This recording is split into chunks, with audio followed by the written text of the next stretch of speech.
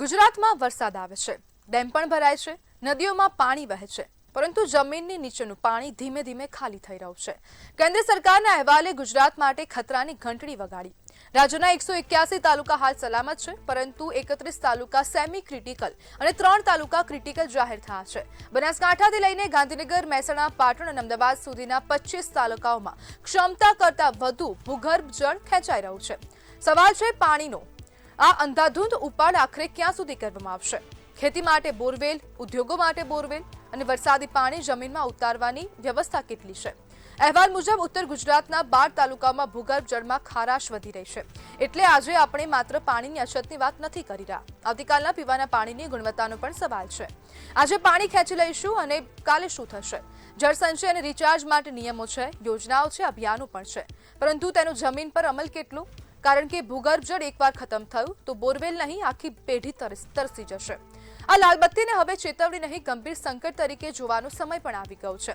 જે પ્રમાણે ભૂગર્ભ જળના સ્તર ઘટી રહ્યા છે, તેના કારણે લાગી રહ્યું છે કે આવનારા સમયમાં ક્યાંક ને ક્યાંક પાણીની અછત સર્જાય તેવું પણ લાગી રહ્યું છે. આપણી સાથે ખેડૂત આગેવાન દોલા ખાગડા જોડાઈ ગયા છે.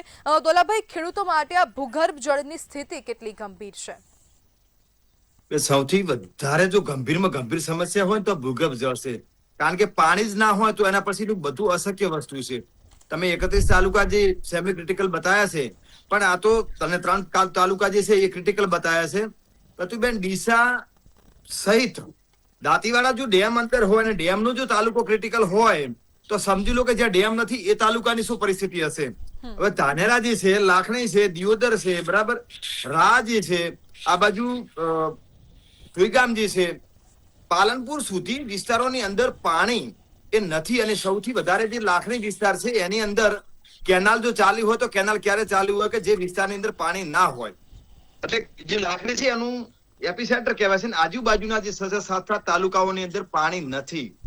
સરકારે જે બોર રિચાર્જ ને જે વોટર સોર્સિંગની વાત કરી હતી, પરંતુ એનું યોગ્ય રીતે જમીની સ્તરે કામ ન થતા આ સમસ્યા તેર ગંભીર બનાવી.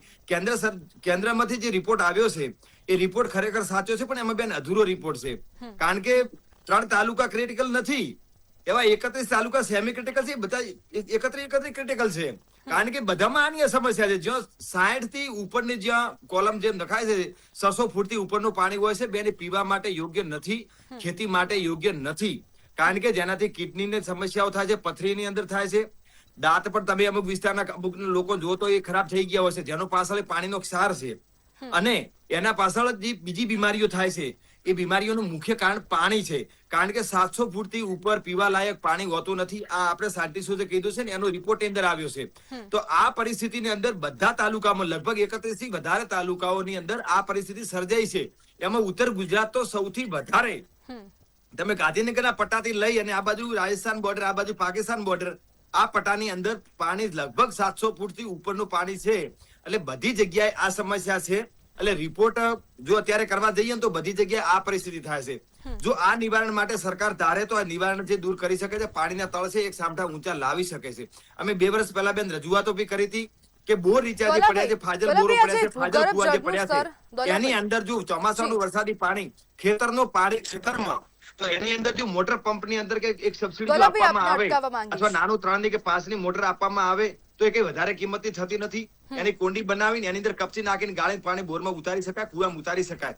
આ યોજનાને જો એક અભિયાન તરીકે ચાલુ કરી હોત સરકારના માધ્યમથી તો આજે આ તળની પરિસ્થિતિ આવી ન થાત. અને હજી હું કહું છું કે અમે છેલ્લા 3-4 વર્ષથી હું મારી રીતે જ ખેડૂતોને જાગૃત કરીને અમે કુવા રિચાર્જનું કામ કરીએ છીએ એક અભિયાન તરીકે. મારી સાથે અત્યારે વેટરસ ઇન્ડિયા પણ મોટી જે એનજીઓ છે એ મારી સાથે જોડાણો છે ને એના થકી અમે કામ કરવાના છીએ. પરંતુ સરકાર જો આની અંદર હિસ્સેદારી બને તો આ જે સમસ્યા છે, આ જે આપણા માટે જે ખતરનાક ઘંટડી છે, એને આપણે સારી રીતે કરી શકીએ છીએ. અને સરકારને ક્યાંક સજેશનની જરૂર હશે તો બેન ચોક્કસથી હું પોતે સરકારને સજેશન આપીને એકાદ વર્ષની અંદર આનું સારું રિઝલ્ટ મળે એના માટે પ્લાનિંગ કરી શકીએ છીએ. દોલાભાઈ, જે સ્થિતિ સર્જાય છે ક્યાંક ને ક્યાંક હવે સ્થાનિક સ્તરે એવી ચર્ચા થઈ રહી છે કે ખેડૂતો જ ખુદ જવાબદાર છે જળસ્તર નીચું જવામાં. કારણ કે ખેડૂતોને સૌથી વધુ જરૂર હોય છે પાણી ખેંચવાની પાક માટે. તો સ્થાનિક સ્તરે એવી ચર્ચા થઈ રહી છે, તો આપનું આના પર શું કહેવું છે કે અન્ય લોકો પણ એટલા જવાબદાર છે જેટલા ખેડૂતો જવાબદાર છે? નહીં બેન, એ વસ્તુ ખેડૂતો જવાબદાર નથી. ખેડૂતે પોતાના પાકને પાણી ક્યારે પાવતો હોય? જ્યારે પાણીની જરૂર હોય ત્યારે. હા, હું ખેડૂતોને આપણા માધ્યમથી એ કહેવા માંગીશ કે જ્યારે વરસાદ થયો હોય, પાણી ક્યાંક ખોટું બગડતું હોય ત્યારે ના બગડવા દેવું જોઈએ. કારણ કે પાણી એમાં આપણે ખેડૂતો શું બધાય ને ક્યાંક ચકલી નળ ચાલુ હોય તો આપણે બંધ કરી દેવું જોઈએ. કારણ કે પાણી બચાવો, પાણી આપણને બચાવે, આ અભિયાન છે આપણું, નારો છે. તો પાણી કોઈ પણ બગાડવું ના જોઈએ. જ્યાં ખેડૂતો એવું કઈ દેખાતું હોય તો ખેડૂતોને પણ વિનંતી કરું છું કે ક્યાં પણ પાણી બગડતું હોય તો પાણી ના બગાડ, જરૂર હોય એટલું તમે પાકને પાણી આપો. વધુ પડતું ખેંચવાથી, માની લો બેન તમારા ઘેર કોઈ માટલું ભરેલું હોય કે અથવા કોઈ ટેગ ભરેલી હોય, તમે એને જેટલો યુઝ કરશો વધારે એટલું ખાલી જલ્દી થવાનું છે. એમ ભૂગર્ભ તળની અંદર પણ અમારે જે બોરવેલ કરેલો હોય છે એની નીચે જે જગ્યા હોય છે એ અમારા માટે જ કામ લાગે છે.